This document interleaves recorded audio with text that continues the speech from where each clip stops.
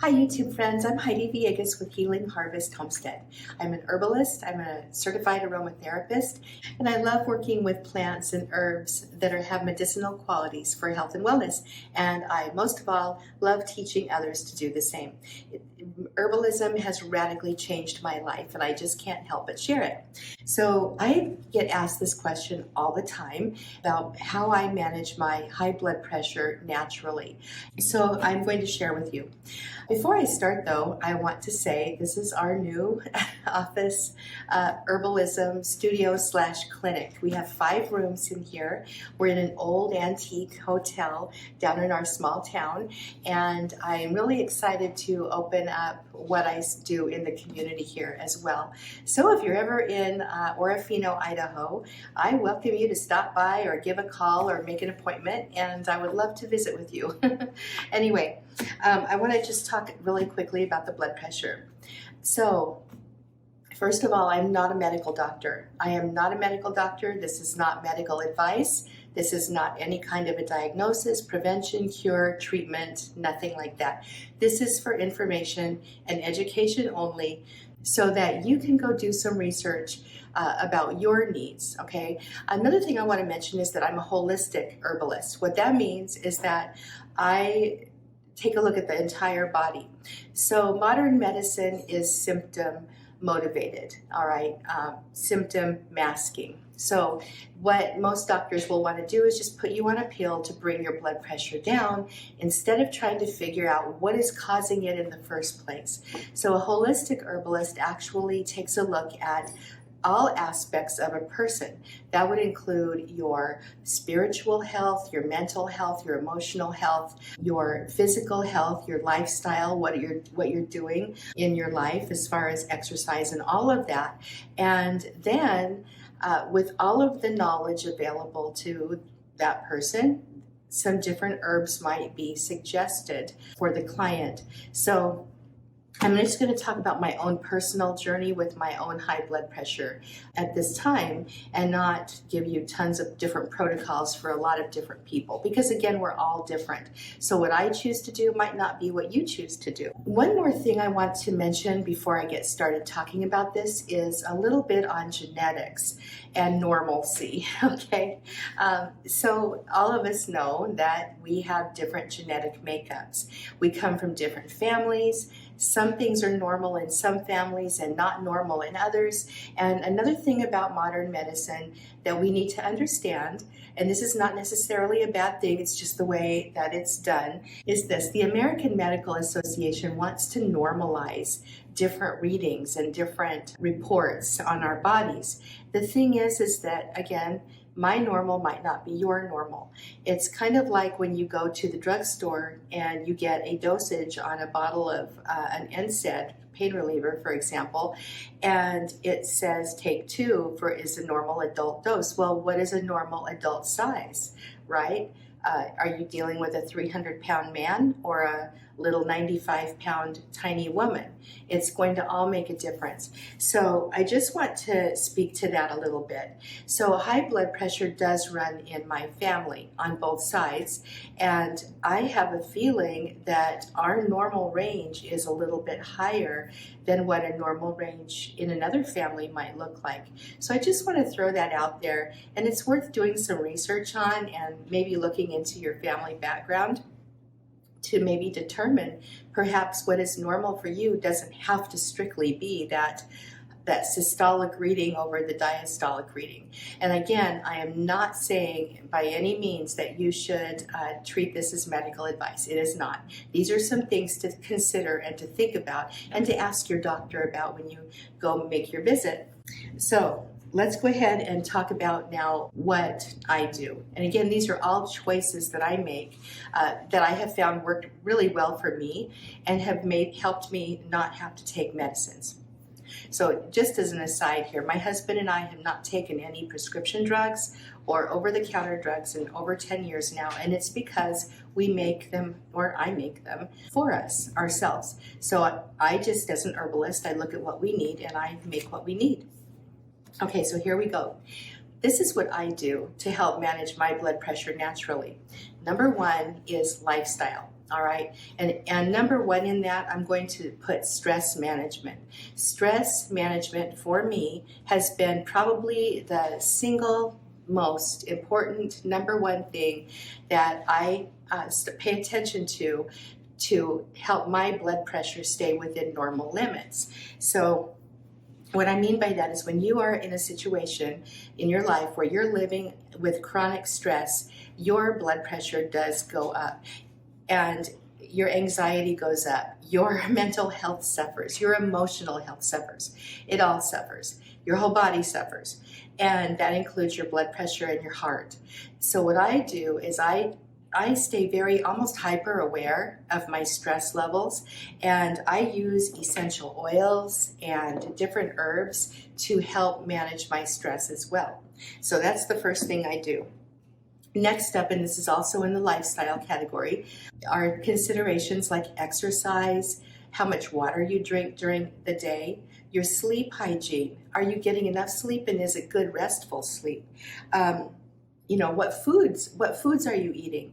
Are you eating healthy greens and vegetables and lean meats, or are you eating that processed stuff at the store? And by the way, I just want to mention this too. Like, everybody wants to say, well, I'm a vegan, so I must be healthy. Not necessarily. You can be a vegan and be very unhealthy. You can be a keto person and be very unhealthy. The bottom line, in my opinion, is if you are eating processed foods from the grocery store, it's very, very likely, no matter what style of eating you're eating, you are not doing good things for your body. The best thing to do is eat that food as whole as possible from the earth as possible.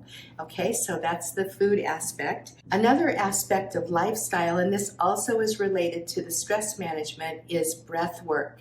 So breathing in and of itself can actually lower blood pressure when it shoots up and goes high. So I've been in situations where I can tell when my blood pressure is going up. Usually it's a stressful moment, or I'm upset about something, or I'm having a bad day in general, whatever. There are things that just raise our blood pressure. And I know how that feels for me. I don't even have to take a reading. But one day I did this experiment. My blood pressure was very high, and I decided just to sit there for a moment and take some very deep breaths with a nice exhale. And I did that a few times. I took my blood pressure again. It lowered by 30 points just from doing that. So another thing that I do as far as breathing goes is I try to remember to breathe deeply throughout my day. Shallow breathing can affect your blood pressure. You want to have those nice, deep, good breaths that are oxygenating your system. I want to just talk really fast about essential oils, and then I'll get to the herbs. Essential oils are the volatile oils of plants that contain aromatic molecules. And these molecules are chemicals that enter our bloodstream through various passages. You can apply it topically, you can spray it into the air and breathe it in, you can just inhale from the bottle. There are a number of different ways that you can use essential oils, but the molecules, the chemistry of the oils is what works on the body therapeutically. And your emotions and your mind and your stress levels can definitely be helped by using essential oils. There have been a number of clinical studies showing that certain essential oils that contain chemicals like linalool, linalool acetate, some of these more calming chemicals actually can lower blood pressure, lower stress levels, and help a person manage to navigate life situations a lot more easily. They even did a study on women in labor with lavender, and it proved that lavender is very, very helpful for women in going through childbirth and things like that, which is very stressful on the body. So here's some of my favorite essential oils to use. And by the way, I do have a video here on YouTube that's got a clinically studied blend that I got off of the NIH.gov site, and I formulated it for myself. And this is what I actually use for me to help me. Calm Heart blend. So I'll try to remember to link it above, but if you can't find it, just go to Healing Harvest Homestead or Heidi Villegas and search Calm Heart, and it will come up. You can also find it on my website. But I really love lavender. I love sweet marjoram is extremely calming, and it's also an antispasmodic, which helps for physical reasons too. Ylang is a floral that has been well studied for help with blood pressure. Neroli is another one. Rose, jasmine. You're probably noticing that quite a few of these are your flowers, right? The floral essential oils are generally uplifting and calming. Another category of essential oils that I just love to work with for emotional wellness are the citrus oils. They contain a chemical called limonene, and limonene uplifts the mood. And they're just wonderful, wonderful mood enhancers and just make you feel happiness and joy, really at a moment's notice if you are interested in that, which I definitely am. Another category are the evergreens. They contain pinene, and pinene is another one that is actually good for the respiratory system, but it in a gentle way. But it also helps the mood because it makes you feel like you're in a pine forest. And there are numbers of studies done on forest bathing and what that feels like to be in a forest. Well, essential oils can be a nice way to mimic that environment. I could go deeply into the chemistry of all of this, but I'm just going to leave it right there and keep it simple. So just to back up, you've got your florals, your citrus, your pines. All of those are really wonderfully helpful, especially in the right blends. I would actually encourage you to join my Confident Herbalist tribe.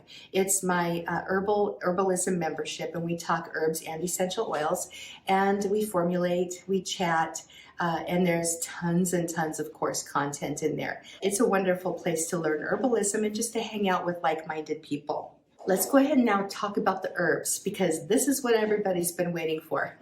All right, these are the herbs that I use on a daily basis to help keep my blood pressure in line. All right. Now, before I start talking about herbs and even the essential oils, I want to mention herb-drug interactions. So herb-drug interactions, or HDIs, as they're known in our world, are very serious or potentially serious, and definitely something to take into consideration when you start working with herbs. So if you are on any medications at all, please thoroughly research every single herb and essential oil that you plan to use therapeutically. Just be aware, if you are drinking a little herbal tea for pleasure, it might be fine, but again, do your research. When you start working with your herbs for therapeutic uses, you definitely want to know what you're doing with them. All right, so because these are things you're going to be likely taking every day, and they can have an effect on your body. Garlic, for example, is a blood thinner. And if you are already on blood thinning medications, you don't want to take too much garlic or even eat it in your food because it can really thin your blood out. Okay, with that said, let's dive into the herbs. So garlic actually is the very first herb I'm going to talk about. I take garlic every single day. I eat it. I usually eat an average of about a clove a day. And I also take a supplement called Kyolic garlic, which you can just get on Amazon. It's very helpful. So garlic contains a chemical called allicin.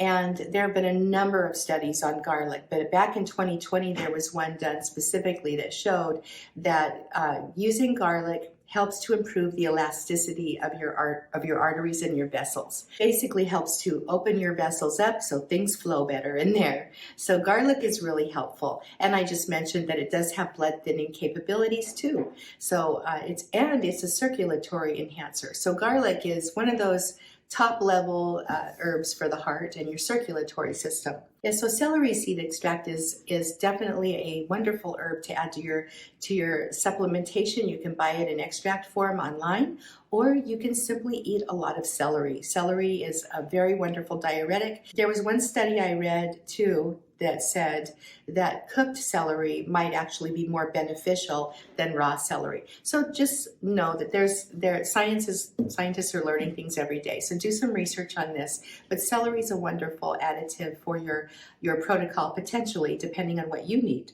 Next up is turmeric and black pepper. So many of us are very, very well aware these days that turmeric is kind of viewed as one of those new superfoods and has been for probably the last 10 years or so. But the combination of turmeric and black pepper is very important. The two work together as wonderful anti-inflammatories, which is good for your whole body.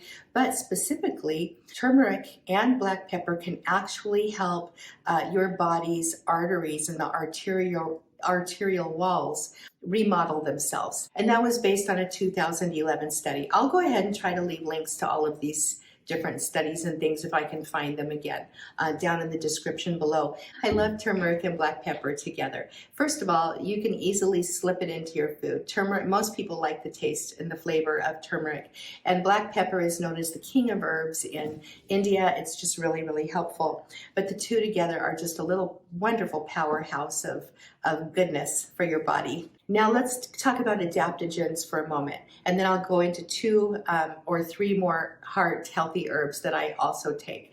Adaptogens are herbs that help your body deal with stress in different ways. There's different kinds of adaptogens. They all work differently on your body to an extent, but there are 2 that I just really love that I use to help support my cardiovascular system. The first one I use in the morning, and that is rhodiola.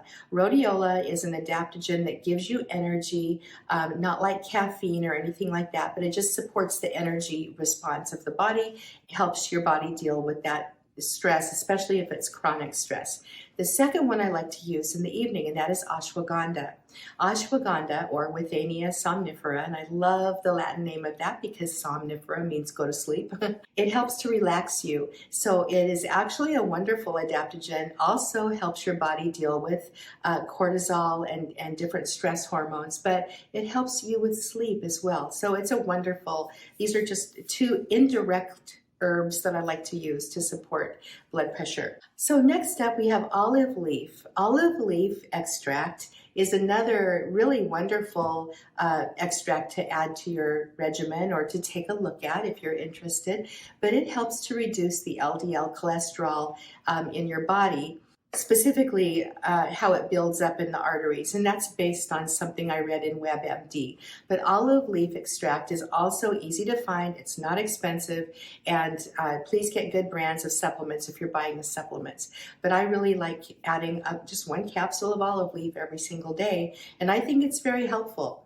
All right, here's my 2 favorites. So there's hawthorn berry leaf and flower. And the berries specifically are my favorite. And we have a wild hawthorn tree growing on our property, and this is where I harvest my hawthorn. But hawthorn is probably most herbalists' #1 go-to herb for heart support. And that's because it strengthens the heart, it tones the heart. It's a food herb, so it's safe to use over time. And you might have noticed a lot of these herbs I'm sharing with you here are food type herbs. And that goes to the fact that, you know, herbs basically are food, and sometimes they have medicinal actions. It's a matter of knowing how to use them, how much to use, and in what combinations. And that's what herbalists are good for. Hawthorn not only helps to strengthen and tone the heart, but it also acts as a vasodilator, and it helps to relax blood vessels and things like that. So last on the list, but definitely not least, is Motherwort. So Motherwort, Latin name of Leonuris cardiaca, and you look at that, we have cardiac right in the Latin name, which tells you it's got a propensity for acting on the heart, is one that I love to take every single day. So Motherwort is really one of those herbs that both men and women can take, but it specifically is helpful for women and many women's issues. But for the heart, it's excellent. Specifically helps to lower blood pressure that's caused by high anxiety or depression or, you know, mood issues and things like that. That is why I love to use Motherwort.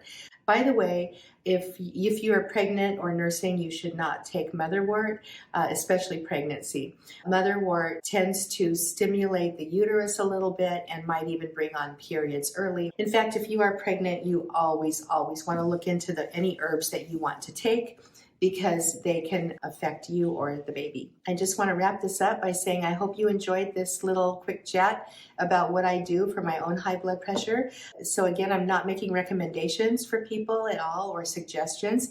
These are just some ideas for you to go and research and consider for yourself, or talk to your doctor about. Start working on your wellness and health. And just remember again to take your whole entire being into consideration. It's not just the physical presentation of a problem that you want to tackle. It's the root cause. And that's, again, is the benefit of talking with a holistic herbalist or somebody who helps you to look at the whole body.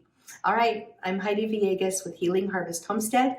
I would love to offer you my free herbal remedy guide and cheat sheet, or you can get my 24-page book on how to relax using herbs and oils. That one seems to be a little more relevant given the topic of today, but you can get it in the top comment section below. I'll also leave plenty of links in the description. Alrighty, I'm Heidi Villegas, Healing Harvest Homestead, and if you're interested in taking your herbal learning to a deeper level, come join us in the Confident Herbalist Tribe, and at least join my newsletter. You're going to get lots of information that's free every single week. All right, I'll see you later in the next video. Thanks for being here.